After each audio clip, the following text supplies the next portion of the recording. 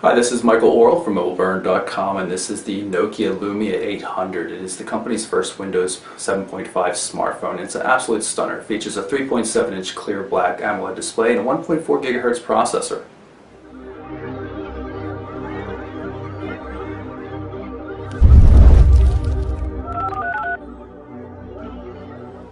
Okay, so let's take the device out of the box.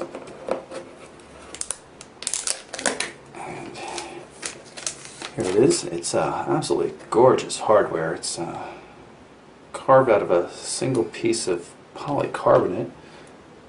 And while it's powering up, let's take a look at what else we have in here. It's a matching color rubber case, which is pretty cool. This appears to be warranty information, user guide, terms and conditions, all that kind of stuff. Here we have charger, quite unusual looking. This is an EU charger. You can see this device was not meant for the US market. In fact, the device hasn't been announced at all for the US market. This is the micro USB cable. Micro USB on this end and full USB on that end. And this would appear to be a set of headphones. There we go. Take a look at those. There is a small microphone right here, and a looks like probably a pause play button or an answer send button. And there might be something else. Nope, that appears to be just about everything. So let's take a look at the device. Up front and center we have a 3.7-inch display, and that's wide VGA resolution. That's 480 by 800 pixels. It's a Nokia clear black display, so you can see the blacks on this AMOLED display are really, really inky, which just mates perfectly with the black polycarbonate shell and the device is carved out of. It's carved out of a single piece of polycarbonate, so there are no seams whatsoever. 12.1 millimeters thick, and it's about 144 grams in weight. You can see that the ends, though, are tapered, which adds to the thinness to it. It actually feels thinner than it is, especially you have the nice rounded edges as well. Go the whole way. Up top here we've got covers for the micro USB port and the SIM card slot. It's actually a micro SIM card slot. It's here as well. You just pull this out. So quite a neat system there. Stick that back in. It's going to cause the phone to reset. And while it's doing that, you can also note that we've got a 3.5 millimeter headphone jack here. Right hand edge volume control, power standby button, and the dedicated camera shutter button. Of course, 8 megapixel camera with a Carl Zeiss lens on the back and dual LED flash. On the bottom there's not too much to see except for the speaker grill.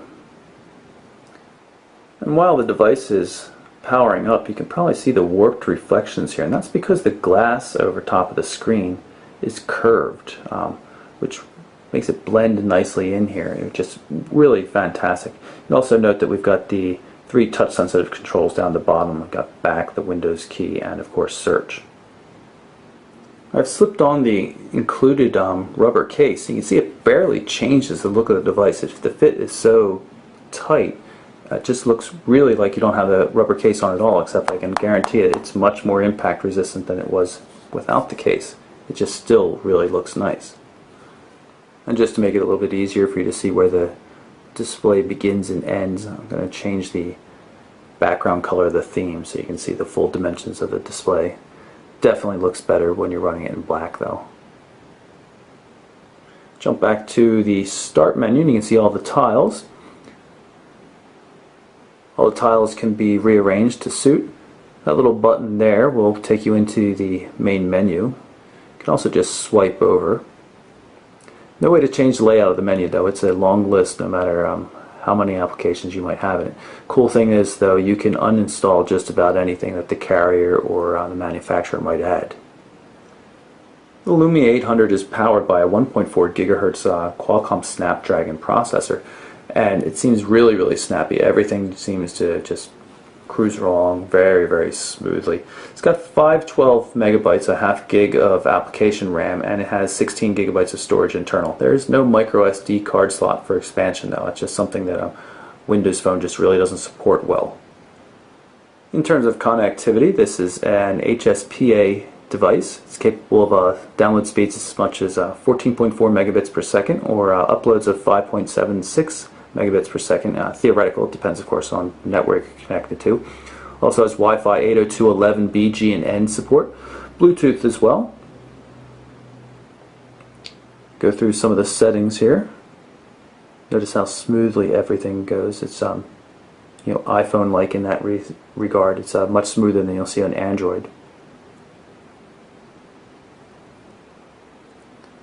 Go back to the start screen and let's take a look at some of the applications. Let's start up here with the phone. You can see call history, and I'm going to go into the dial pad. Just dial a fake number. Right now I'm using an AT&T microSIM. Turn on the speaker. Dialed is not a working number. You can see I can jump into the main menu and go on doing things and then just tap the notification area to get back to the top.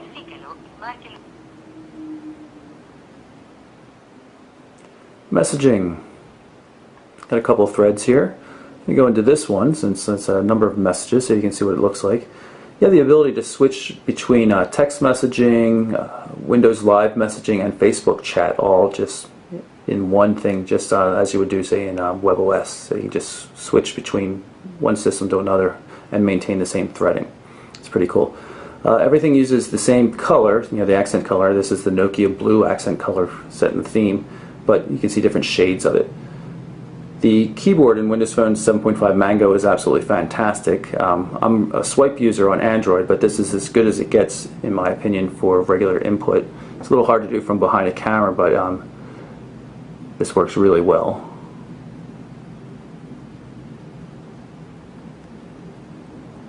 Even when I bang on it quite indiscriminately, send that message off.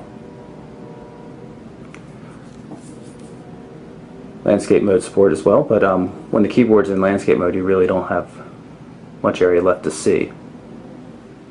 Email is well supported. I have a Google Mail account here. You can see the threading built in, which is pretty cool. I love that. It just really makes it a lot easier to see what's going on. It's a mixed view of regular inbox plus threading, which I really just love. You also have the ability to link up inboxes, so I have an AIM account as well, so I'm going to link those two, and I'm going to leave it with the default name. But if you had 5 or 6 email inboxes, you could create separate linked ones. Say 2 are for work, you could create a linked work inbox, 2 are personal, a linked personal inbox. It's really very, very flexible. Also works in landscape mode, of course. And the email viewer, very, very cool. Has full HTML support, multi-touch zooming, double tap zooming. Very nice indeed. And you'll notice that now that I've linked those inboxes, the Gmail tile says linked inbox. You can rearrange things as you like. For example, I can switch those around, or I can go into the main menu and pin something to the menu. You'll see it automatically drop down here. Just long press it again and tap on the unpin icon. And just to demonstrate how it works, I can also uninstall things. If I were to reset the device, it would automatically pre-install any carrier or manufacturer apps. Drop back to the main menu again. Nokia Drive is Nokia's navigation, turn-by-turn navigation, something Windows Phone devices in general lack, so a good selling feature for the Nokia Lumia 800. It's going to pick up the GPS signal, and then you should see a 3D view of where I'm located. And here it is, a 3D view now that it's got a satellite lock. I also put into landscape mode.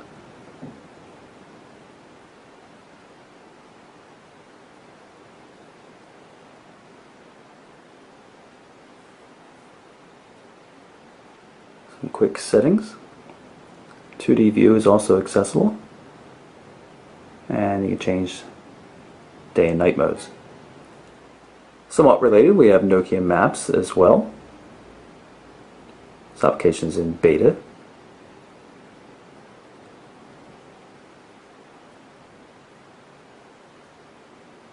Change the views. I'll go into Philly here. You can see I have the mass transit view on. Let's see if it goes into landscape mode.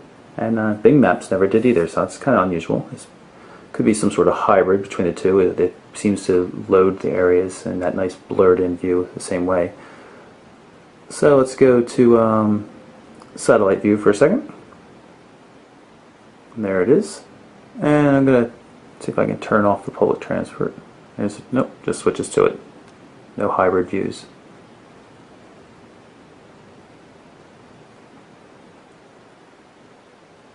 I can tap this button to get back to my current location.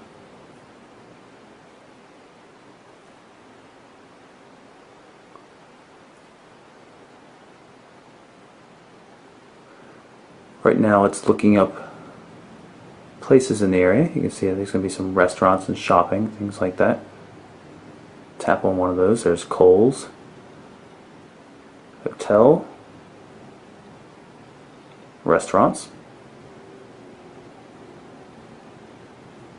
I also have a text view as well.